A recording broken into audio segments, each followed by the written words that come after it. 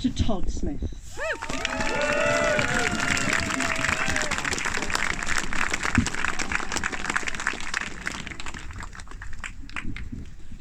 It really warms my heart to see so many people out here today. I remember coming here in October 2021 and there was just a handful of us, so can you all give yourselves a round of applause for making the effort to come today?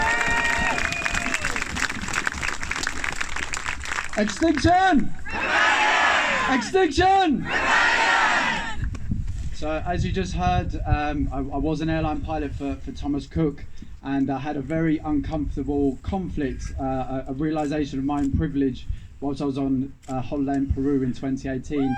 I was invited to go to a place which had recently been so-called discovered, called Rainbow Mountain. And I was up there, the mountain was just 100 metres lower than Everest Base Camp, looking at this beautifully coloured Rainbow Mountain, and I couldn't help but feel how bittersweet it was that there wasn't a drop of snow in sight, and I was witnessing in that moment the effects of climate change and mass tourism firsthand. And the guide had told us that Peru was one of the first countries to be hit by the climate crisis. Yes, Peru, big up Peru.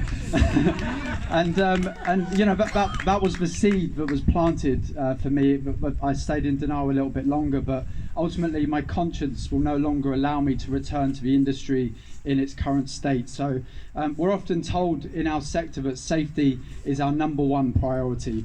And I'm here because I can no longer tolerate their lies. The biggest threat to our safety is climate breakdown and the potential destruction of the very destinations that we wish to visit. As aviation workers in an emergency, we're trained to think free from bias, to mitigate risk, to preserve life. As many of you will know, over 80% of the world's people have never even stepped foot on an aircraft. So I'd like you to just imagine and remember, if you have ever flown once in your life, when you're on that plane and you're being pushed back from the gate. Of course, we all want to get to our planned destination, but if at any point on that journey we encounter severe weather or a technical issue, then without hesitation the crew will come together to ensure that we change course to a safe trajectory. That is exactly what Farnborough needs to do. We have an extremely limited carbon budget left. If we're going to reduce flying in a fairer way, then we're going to need to first and foremost reduce private jets and frequent flyers. 1 second. So that everybody else has a chance, you know, so there's some chance for others to fly at all. We've already presented alternative plans for a low carbon future at Farnborough, and they've ignored us. We don't trust the short-term thinking of business leaders or politicians who are saying that airport expansion is good for jobs. Boo! Once the world fully comprehends the depth of the emergency that we're in, then the first thing to go is going to be private jets. It's a no-brainer, surely. And several citizens' assemblies have already recommended a ban on polluting private jets. We only need to look at the COVID-19 pandemic to see that when there's a rapid reduction of air travel, the first people to bear the brunt are aviation workers, and millions lost their jobs.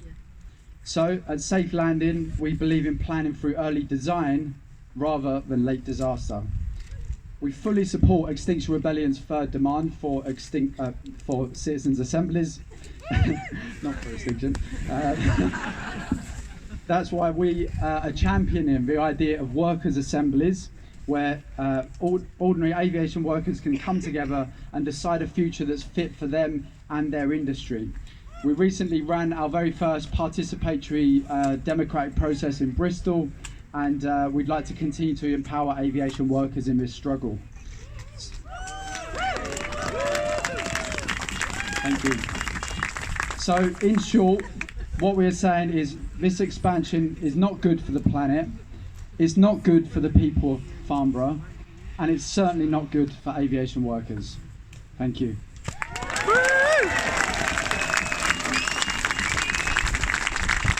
Please do check out safe-landing.org, especially if you are in aviation. We'd love to hear from you. Thank you so much, Todd. What a brave choice you have made.